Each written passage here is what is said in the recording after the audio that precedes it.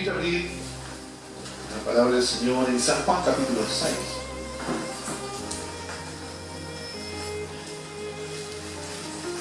¿Qué dice eso? San Juan capítulo 6.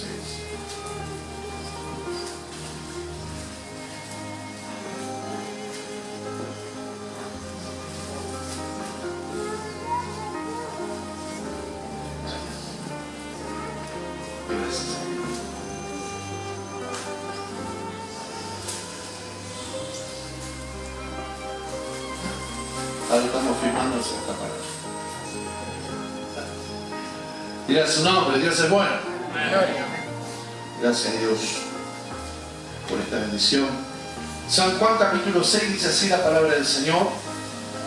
Después de esto, Jesús fue al otro lado del mar de Galilea, el de Tiberias, y le seguía una gran multitud que veían las señales que hacía en los enfermos.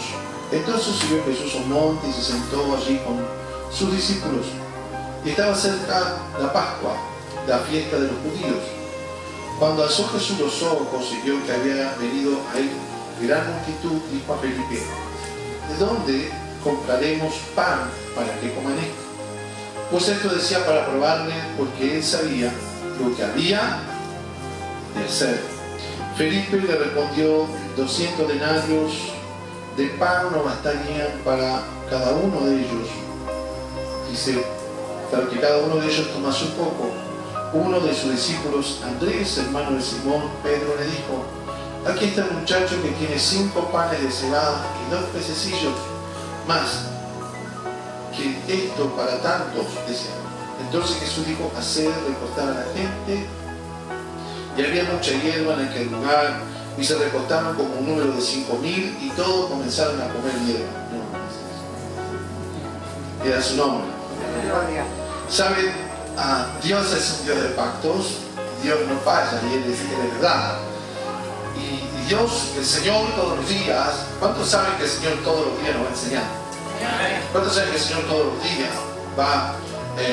tiene que renovar nuestra mente y nuestro corazón de tal manera, de tal forma que nuestro entendimiento tiene que ir creciendo y tiene que ir avanzando en las manos del Señor? Y esto es importante, porque si no crecemos, si no avanzamos, no vamos a poder madurar lo que el Señor ha preparado para cada uno de nosotros. Aquí estaban con un tema en el cual Jesús, Él quería demostrar una vez más que hay un tiempo y una oportunidad de Dios en todas las cosas. Y ese tiempo y ese momento de Dios era maravilloso, no era que solamente la gente lo estaba siguiendo a Jesús, sino era un tiempo especial, era la Pascua.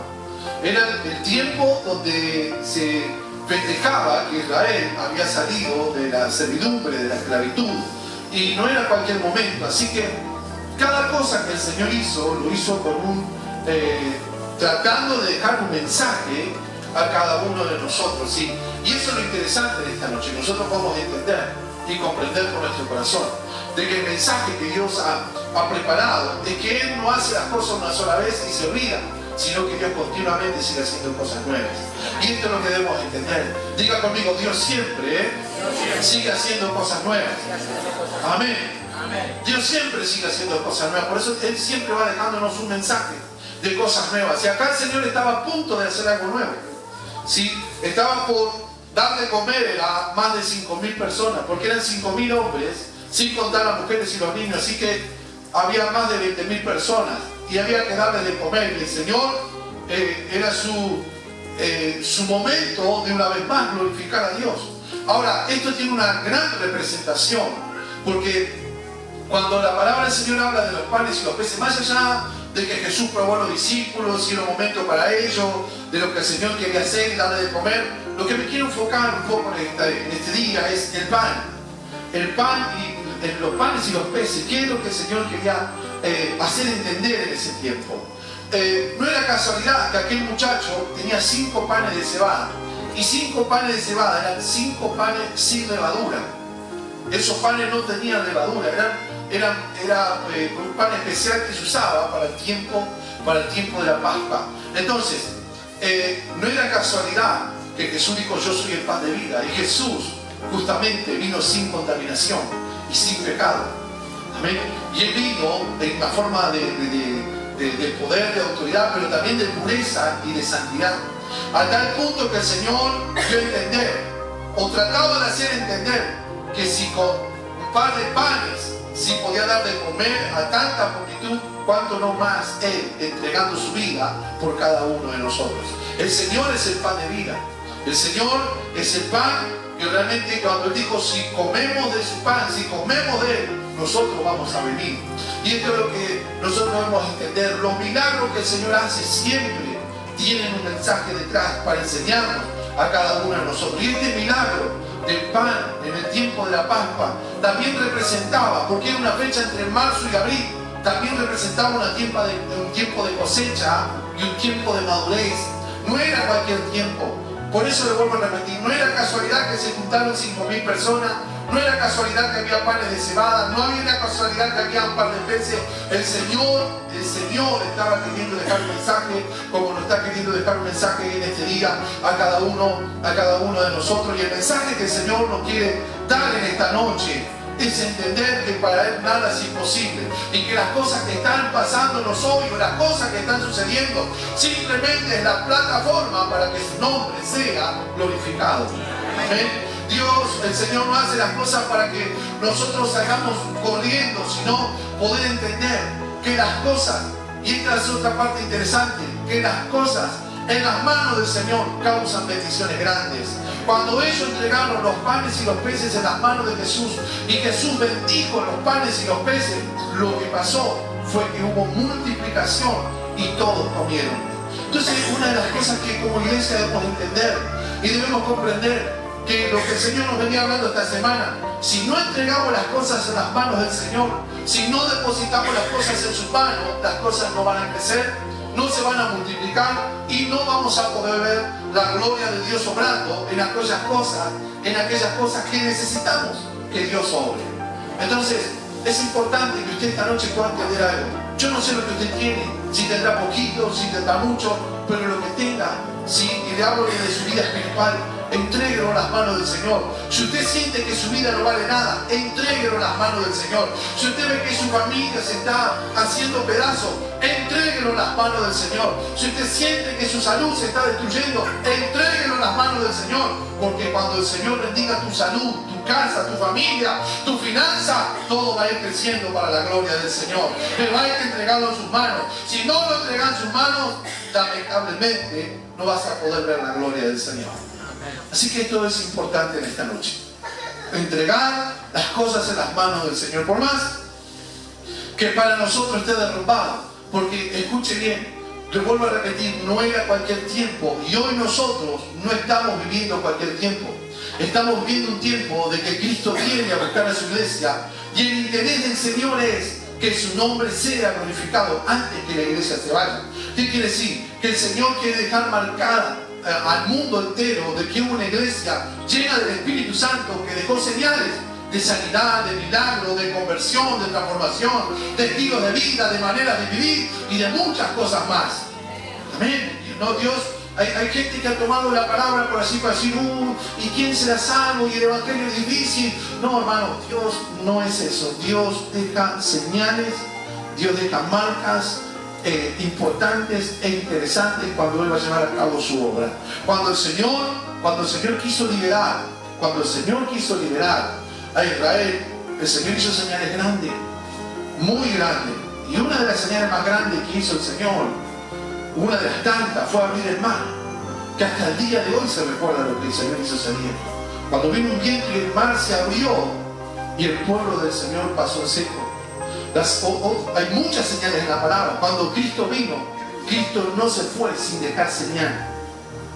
Y esto es lo que nosotros debemos entender, que usted nació y usted está hoy en esta tierra y en esta vida, y que Jesús lo salvó para que cuando usted se vaya, la gente hable de usted diciendo, esta persona era una persona interesante, era una persona de bien, su estilo de vida, su familia, su casa, sus cosas, notaban que había una diferencia, que tenían a Dios en su vida.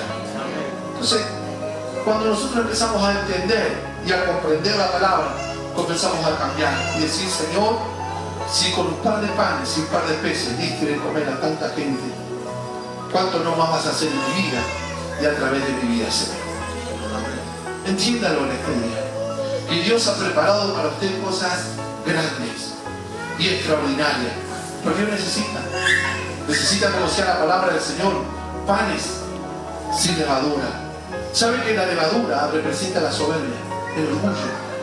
Aquello que inflama, aquello que infla, aquello que hace que le quita la esencia a lo puro.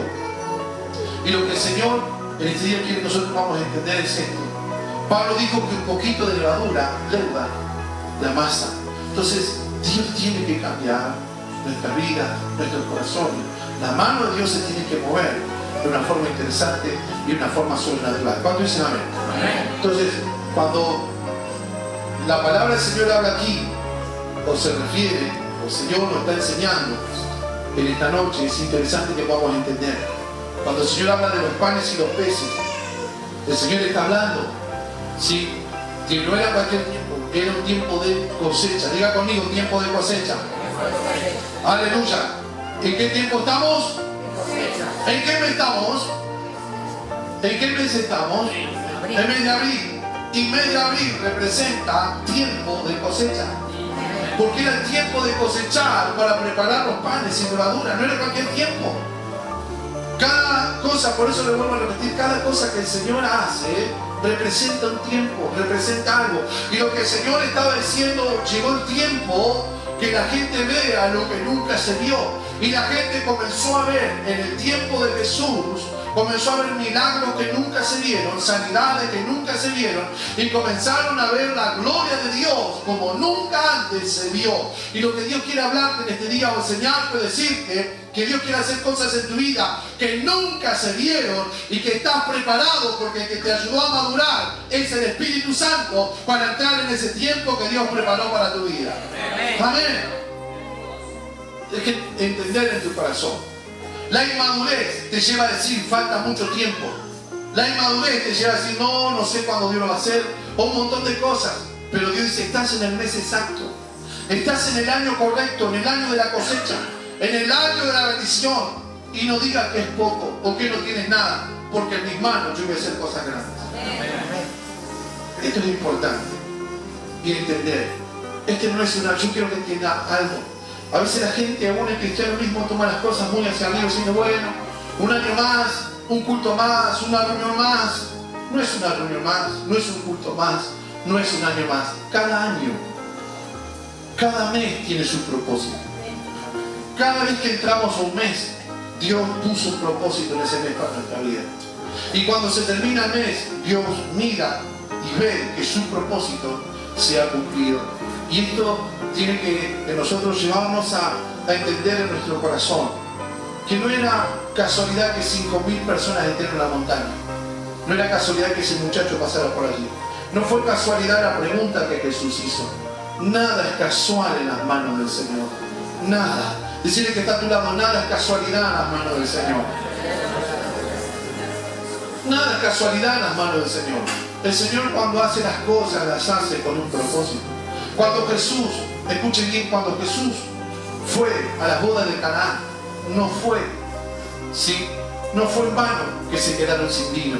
No fue un error, fue algo que estuvo preparado para que se comenzara a ver la mano del Señor a través de la vida de Jesús.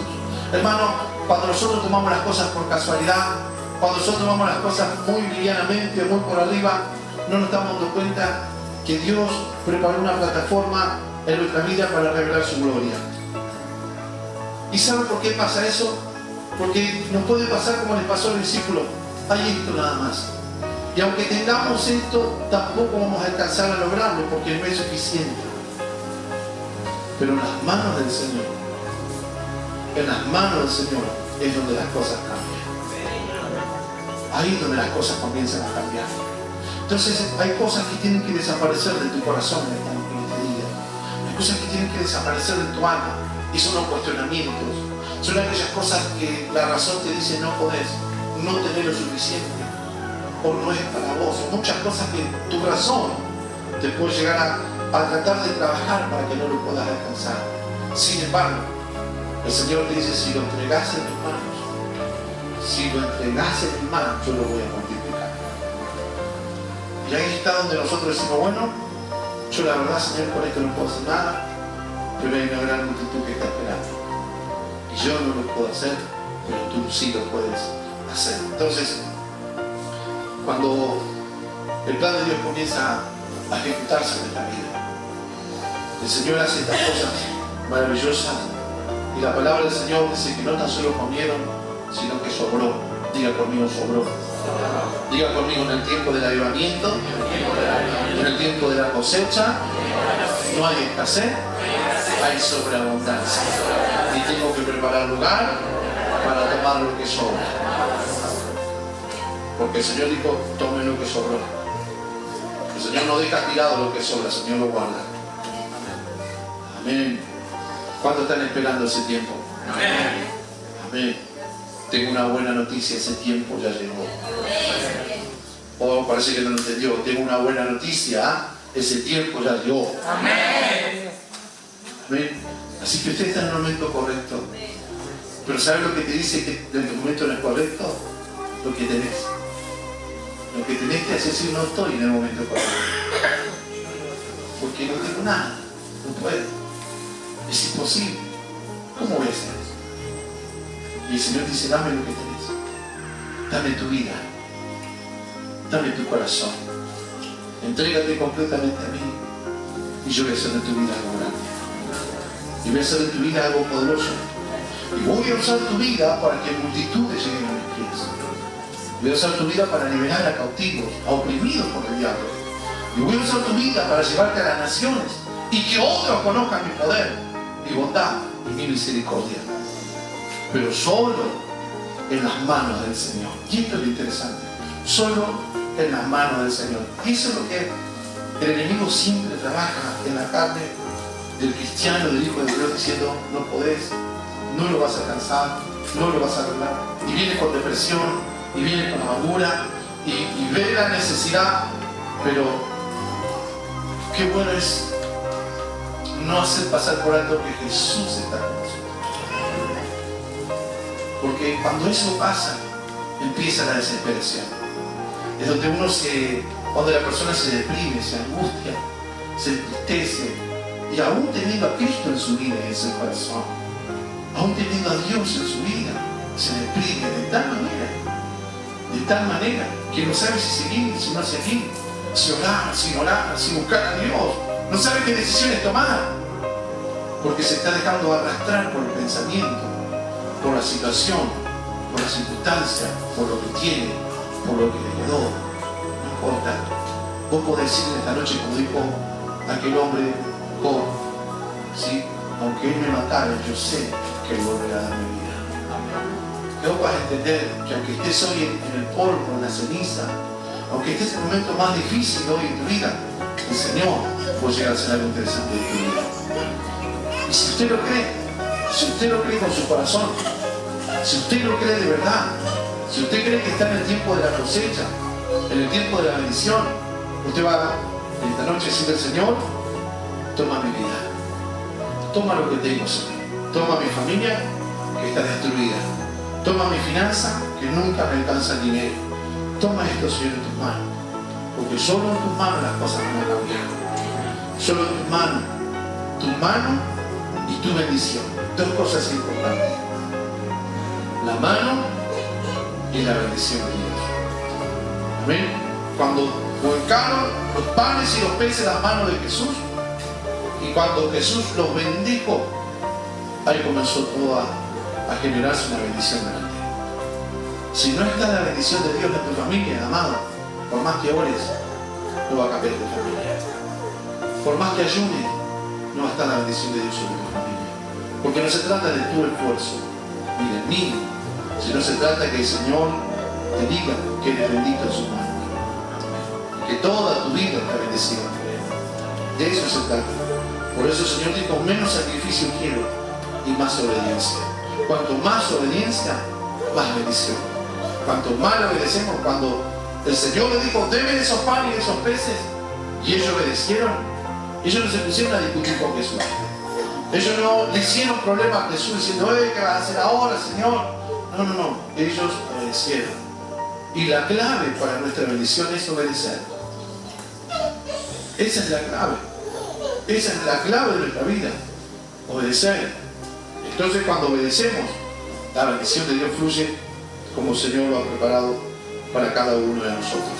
El Señor mandó recoger a la gente el número de las 5.000, dice la palabra. El 11 dice, tomando Jesús los panes y habiéndolo dado gracias, se lo dio a los discípulos y ellos comenzaron a bendecir a la gente.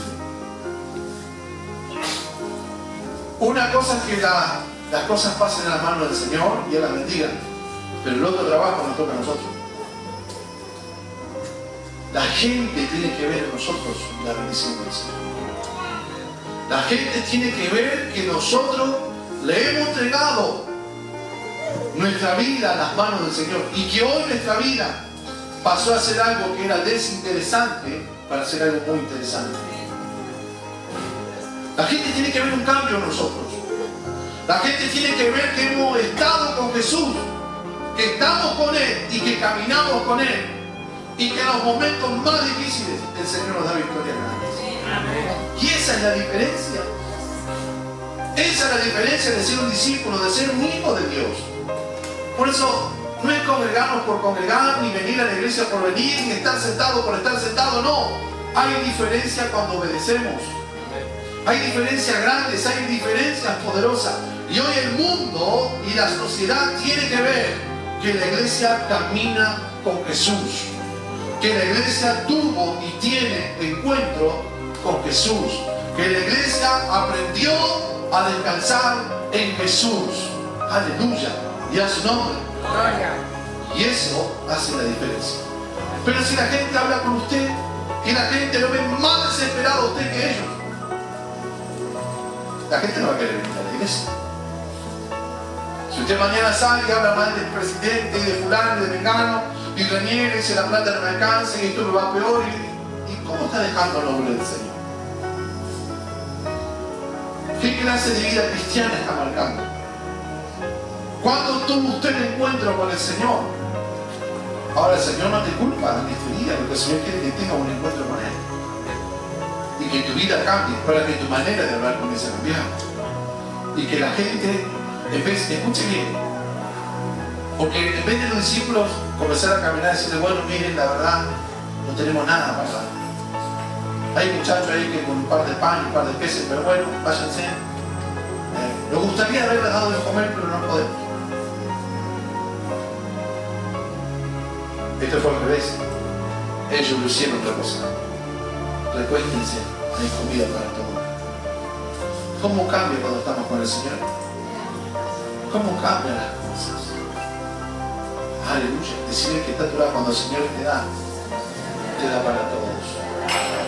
Decirle cuando el Señor te da una palabra de esperanza, una palabra de paz, una palabra de salida, una palabra de oportunidad. Y no tan solo te da una palabra, sino que te da una bendición que es tangible.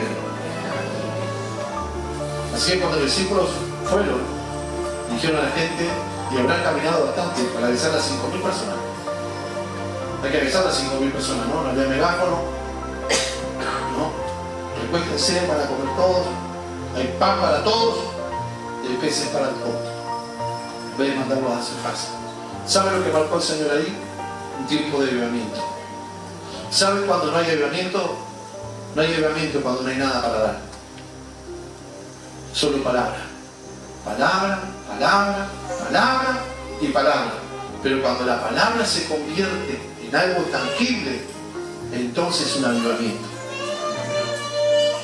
Si yo le hablaba a ustedes en esta noche de sanidad y los enfermos no se sanan, es solo palabra. Si nosotros le hablamos de cambio y de transformación, pero no hay cambio ni transformación, son solo palabras. Si le hablamos de prosperidad y estamos llenos de deuda, son tan solo palabras. Pero si hablamos la palabra y tras la palabra está la evidencia, entonces eso es un avivamiento. Y eso es lo que Dios quiere dar a la iglesia. Avivamiento. Avivamiento. Avivamiento no es que se te caigan los billetes del bolsillo y dices, tengo un avivamiento financiero. No. Eso no es un avivamiento. El avivamiento pasa por otra cosa. Pasa porque Dios te ha bendecido de una forma muy personal, de tal forma que podés bendecir a otros. Que no tan solo son palabras, sino son realidades. Jesucristo cambia. ¿Y cómo sabes? Porque cambió mi vida y te lo puedo demostrar. Porque antes me peleaba todo el día con mi esposo, con mis hijos, la plata no me alcanzaba. Y ahora nos alcanza el dinero, pagamos nuestra deuda, nos llevamos bien, salimos a pasear. Entonces hay una evidencia. Entró un avivamiento a esa familia. Entró un avivamiento a esa casa, a ese hogar. Porque hay un cambio del Espíritu Santo en la vida de las personas. Entonces no fue casual que el Señor ese día, aunque nunca se habló, en ese día comenzó un avivamiento en 5.000 personas. Porque todos comieron hasta que sobró. Todos se fueron saciados ese día. El Señor les dio de comer a todos. Y eso es maravilloso. No tan solo les dio el pan de vida, que era el mismo, sino también la bendición tangible. Y quiero terminar con esto en este día. El Evangelio representa el poder sobrenatural de Dios. El Evangelio no solo representa palabras, sino poder. Se lo vuelvo a repetir. El Evangelio no representa tan solo palabras, sino representa también poder. Quiere decir que lo que hablo de la palabra, Dios me lo respalda. Ahora, si yo hablo de la palabra y no me lo respalda, estoy haciendo a Dios mentiroso. Porque estoy diciendo algo que no está pasando. Entonces cuando la palabra de Dios habla, en Hechos capítulo 1 dice, y me seréis testigos. No puede haber testigos falsos. Los testigos tienen que ser verdaderos. Verdaderos testigos dentro de Dios. Si yo hablo algo y no soy testigo, soy un testigo falso. Porque no lo viví, no lo vi y no lo experimenté. Entonces estoy falseando algo que simplemente lo leí o me lo dieron a leer. Pero cuando la palabra de Dios cobra vida en mi vida, puedo decir que soy un testigo verdadero. Vi a Dios obrando en mi vida, en mi casa, en mi familia, en mi finanza, en la enfermedad, cuando oré por personas, en esto, en aquello. No soy un testigo falso, soy un testigo del poder de Dios, porque Dios está conmigo y la gente puede ver que Dios está conmigo y usted anda en paz, tiene tranquilidad, porque el Señor anda con usted donde usted anda. El Señor se revela, se mueve, se manifiesta, porque usted no está falseando, usted está hablando la verdad. Aleluya. Por eso Jesús dijo, recibiréis poder y me seréis testigo. No se puede ser testigo. O se puede, pero es un testigo falso. Y el Señor no va a levantar una generación falsa, el Señor va a levantar una generación verdadera. Entonces el Señor le tenía que enseñar a los discípulos, para que la gente no hable mal de ustedes. Lo que ustedes hablen tiene que suceder. Aleluya. Y para eso está la iglesia. Entonces la gente puede hablar mucho, pero si no respalda con lo que vive, lo que dice, es falso. Aleluya. Tremendo esto. Dios es un Dios sobrenatural. Ahora no que dice, bueno, no voy a la iglesia porque no respaldo con mi vida. No es infantil. Sea maduro. ¿Por qué ser infantil? El no querer ser maduro, el no madurar, es estar, perdónenme la expresión, en la bobera, en la bobada. Si no madurar, representa, estoy en un tiempo de cosecha y tengo que trabajar. Tengo que trabajar en este tiempo de la cosecha.